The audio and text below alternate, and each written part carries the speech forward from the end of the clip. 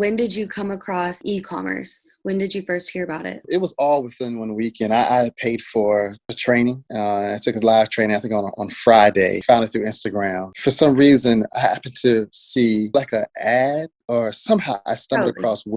across and just talking about his life story. It was like amazing. Like, it was really inspiring. And he offered a free class on that Sunday. So I did whatever I could, move everything away just to be able to listen to his class. And he provided more gems, more advice within that time that I spent like listening to him than these paid trainers. I knew that this is the guy. He's serious, and he's more than willing to help and offer you opportunities just off of a free class on Sunday. So I had to jump on the training and pay for the training. Right. You would say that the ECOM degrees free training on Sunday, he gave you way more information than the ones that you had to pay for with other people? Oh, absolutely. He's been transparent every step of the way. It made it so much easier. Of course, I didn't hesitate when he was offering extra classes to be able to learn more about Amazon and also Shopify drop shipping. Yeah. Yeah, what I love about ECOM degrees, it really is for anybody.